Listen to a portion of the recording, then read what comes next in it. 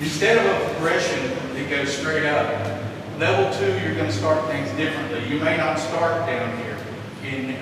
I was talking to John Davis. He went up, he was there at WrestleCon. He worked with AR Fox at WrestleCon. I don't know who AR Fox and John Davis is. He talked to me, he said, Gabe wanted them to start at a level about here. He wanted it that fast and that quick at the start. So we laid out a match and we talked about it. It wasn't a match we did, but we just were going over it. That's what I like to do is if any of you guys want to contact my site, give me a call. My phone number's on there. I like to call all you guys that I call. You know I talk forever. I love talking wrestling, but he started here. Now you can't stay here because it's a flat line. Fans don't get invested in what you're doing. As I recall, the first move in that match was a stunner. Yes. But you can't keep doing the same kind of moves. The fans will just start losing interest. You've got to start here, and as it goes, you may dip down and slow it down some. And then as AR Fox made his comeback, it goes up. So all of a sudden, you're seeing something like this. It's not just a progression. It is, but it also has regression. And regression means you slow it down a little bit. A lot of times you may blow up, you get a little rest. A lot of times you may need to talk about something. A lot of times you're trying to get the crowd to sit back down because they can't keep standing up. You want them to pop when you want them to pop. That's important. They can't do it the whole time. So when it happens, make it mean something. So this is like really about level 3 or 4 when you start off something and you're doing this type of stuff.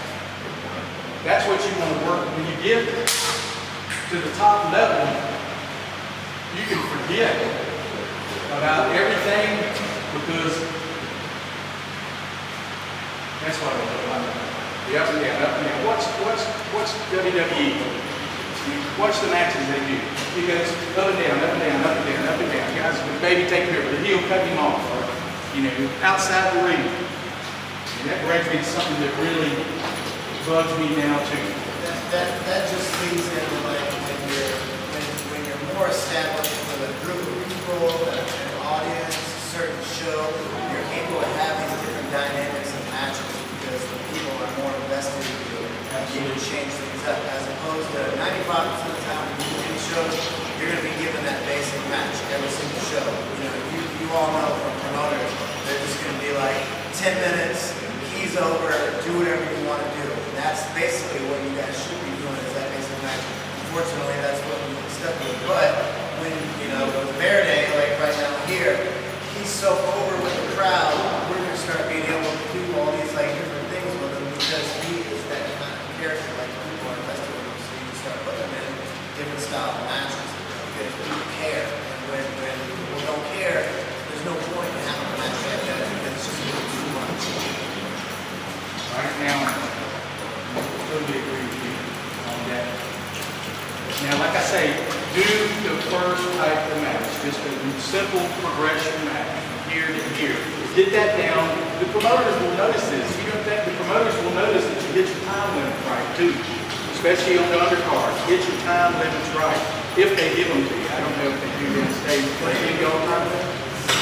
Don't be afraid to go short. If you go a minute, you go 30 seconds a minute short. As long as you got the crowd where they need to be, don't drag it out. We have these things nowadays called cell phones. There's no reason why the referee can't put his cell phone in his pocket.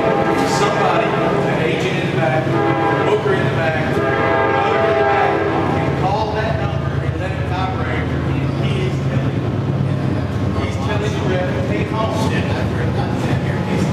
be nice if we could all afford earpieces. That'd be great. But if you're working with a promoter and you know it's a smaller promotion that can't afford that stuff, everybody's got a cell phone. You can watch yours.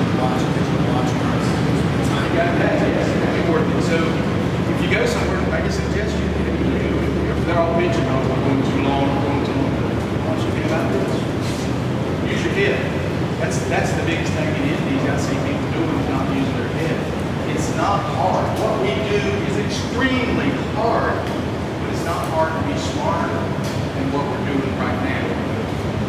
Now let me get on just maybe I was going to bring up that I've been working on, guys, is the 10 count by referee. I wish Ed would be here today. Pay attention to the 10 count by the referee. It's really not the referee's position to have to cover for you. You can't pay attention to the 10 count. Does it happen in the WWE, TNA, everyone? Yes. When it gets down to it, we don't want the referee to count you out. That's when he should go out and say, hey, pay attention to my 10 count. And he's serious. He's not working. He's saying it. Because you have to do that. In 1973, they changed it from a 20 count to a 10 count. And there's a reason why they did that. And that's because TV time.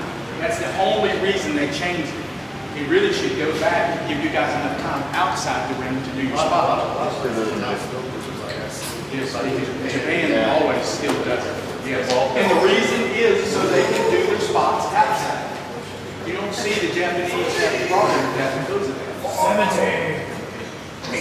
So pay attention and listen. Listen to that stuff. You know, try to work with the referee.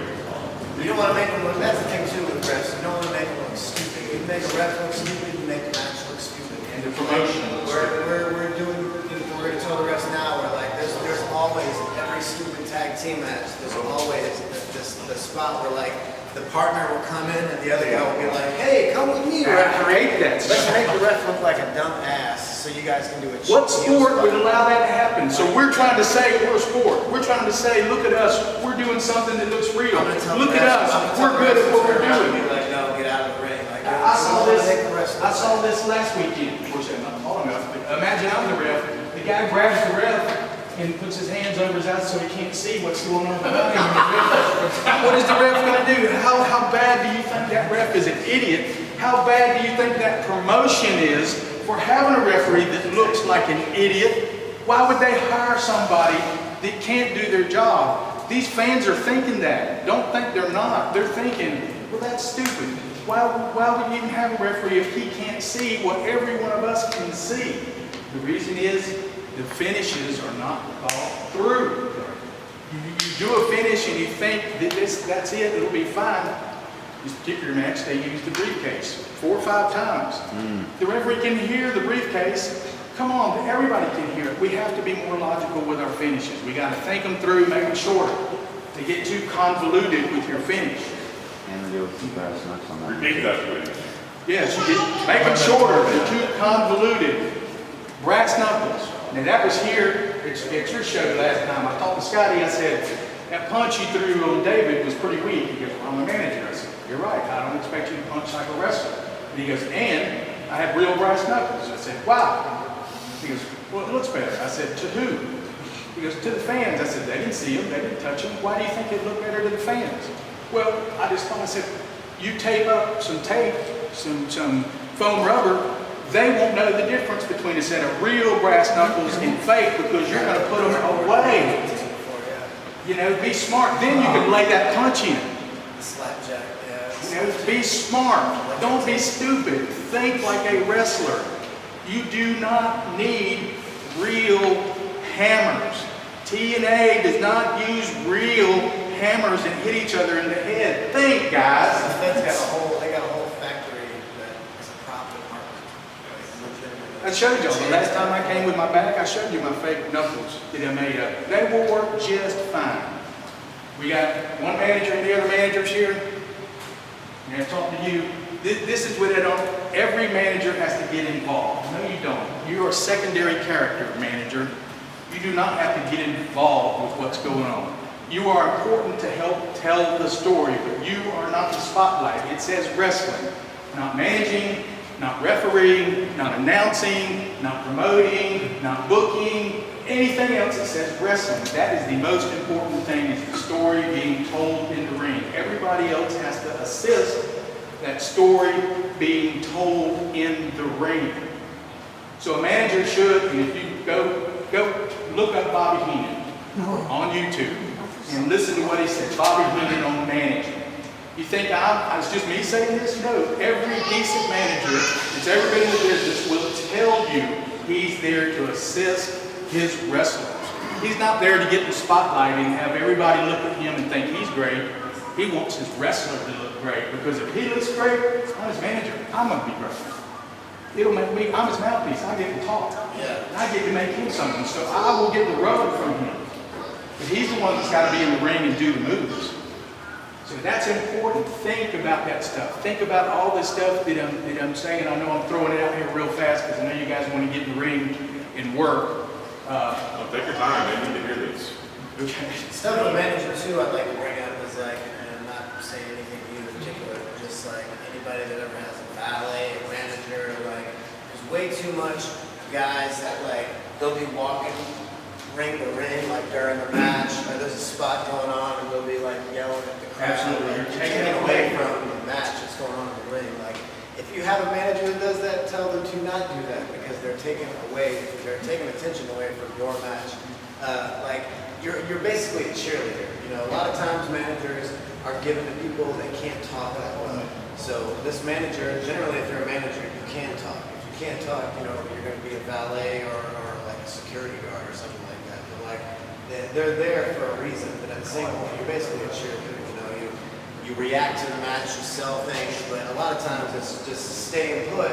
And there's nothing wrong with moving around, but it has to be like in the right time. It's the whole thing you don't want to take away from what's going on in the ring. Like, that's focus always. What about as a worker, like when my match with Lance, like during his entrance, I was circling the ring. I was kind of like trying to show the crowd I was ready to fight, like, and I had like a bunch of people that watched the match say, well, you kind of took away from his entrance. Is that true? Should I kind of just stay confined? Are you in the ring right now? In the ring.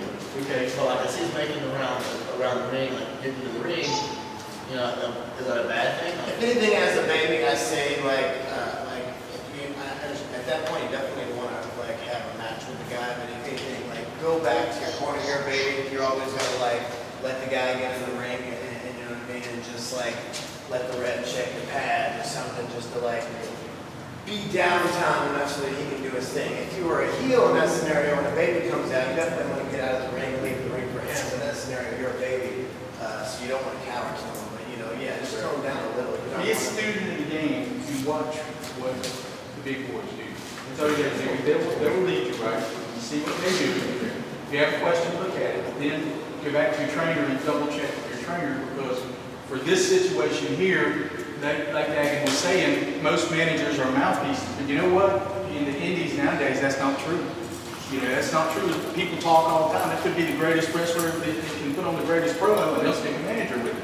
Things are a little convoluted in indie wrestling. Because the manager will be local or something. Yeah, some friend of the promoter's brother-in-law. Hey, I want to get him on the show. Let's stick him.